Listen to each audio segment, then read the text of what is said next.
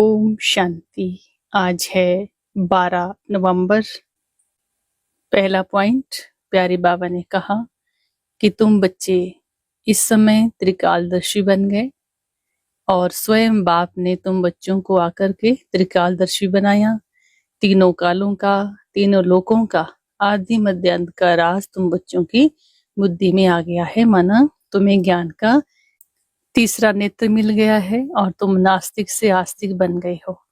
बाबा कहती है ड्रामा का खेल तुम अच्छी तरह जान गए हो, तो इसलिए तुम्हें शुक्रिया मनाने की भी जरूरत नहीं है। देखो बाबा कितने निरंकारी है। बाबा कहते हैं कि ड्रामा के अंदर मेरा पार्ट है सत बाप, सत टीचर और सत गुरु का। बाबा कहती है ड्रामा के अंदर मेरा पार्ट है, इसलिए तुम्हें मेरा शुक्रिया मानने की भी जरूरत नहीं है, क्योंकि ड्रामा अनादि अविनाशी है। देखो बाबा कितने निरअहंकारी है।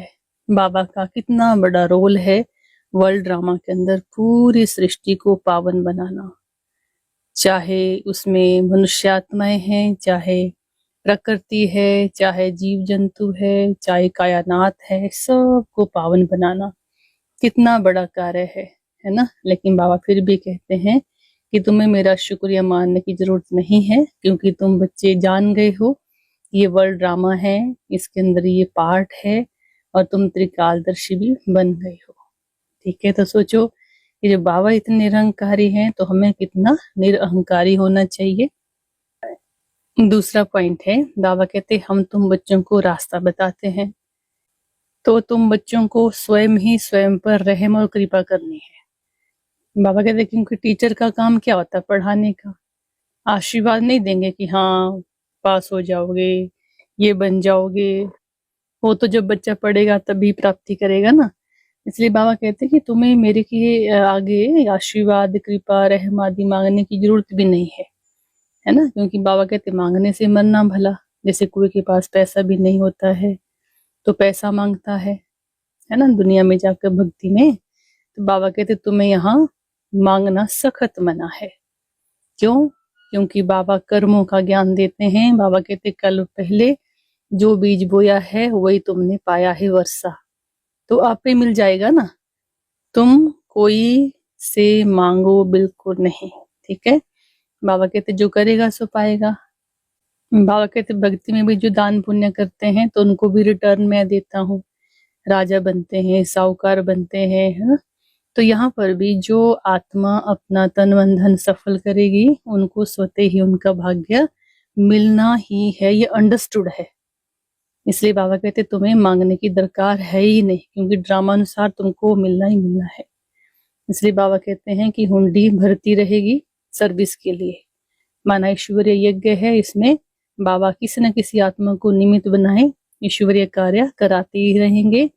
ठीक है, क्योंकि ईश्वरीय कार्य है, हर किसी से बाबा नहीं करवा सकते, हर किसी को बाबा टच भी नहीं करेंगे। जिसका भाग्य होगा उसी को टच करेंगे। और बाबा कहते तुम्हारा ये ईश्वरीय यज्ञ है, ईश्वरीय फैमिली है, तुम किससे चंदा आदि भी इकट्ठा नहीं करते हो, तुम अपने ही तन मन धन से इस भारत को स्वर्ग बनाते हो। और तीसरा पॉइंट है, बाबा कहते टीचर आता है जैसे स्कूल में, तो बच्चे क्या करते हैं, खड़े हो जाते हैं ना टीचर के रिगार्ड में, टीचर को सम्मान देते हैं ना। तो बाबा कहते तुम्हें मेरे आगे से खड़े होने की जरूरत नहीं है। देखो बाबा कैसे हैं, कितना बाबा हम बच्चों को निरहंकारी बनना सिखाते हैं। बाबा कहते तुम क्यों उठते हो, तुम उठो नहीं, है ना। ये उठना सब, ये इस तरह का रिगार्ड देना, ये भक्ति मार्ग में है। और बाबा तो यहाँ खुद आपको नमस्ते करते हैं। देखो ऐसा कोई टीचर होगा कि क्लास में आए और स्टूडेंट्स को बोले कि नमस्ते, लेकिन हमारे बाबा, हमारे पिता सतगुरु सर्वशक्तिमान ऑलमाइटी अथॉरिटी कह रहे हैं कि मैं खुद आकर के अपने बच्चों को नमस्ते करता हूँ।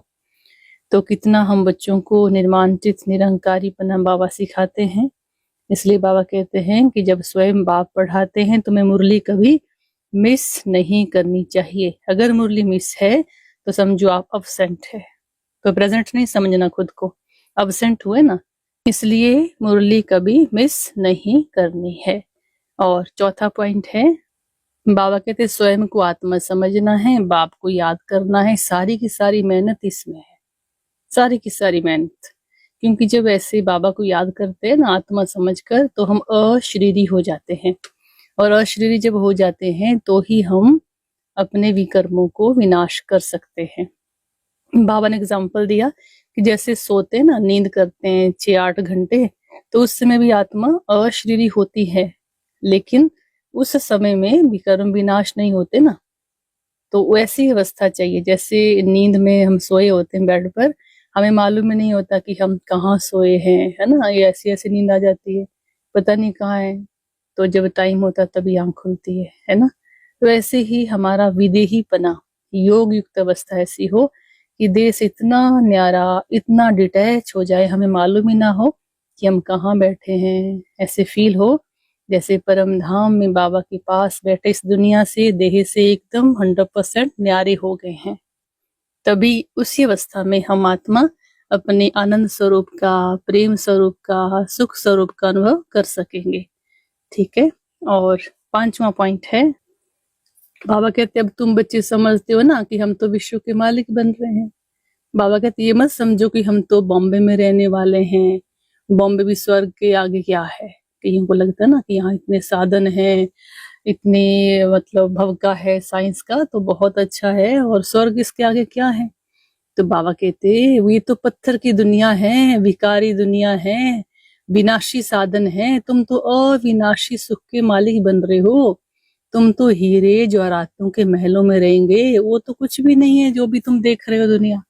वो स्वर्णिम दुनिया तो बेहद बेहद बेहद बेहद प्यारी है, बेहद न्यारी है। इतना वहां सोने के हीरों के महल होंगे, और बड़ी बड़ी स्वर्णिम जो है शर्फियों के भरे हुए बड़े बड़े खजाने होंगे, है ना। तो ये तो यहाँ की दुनिया तो कुछ भी नहीं है ना।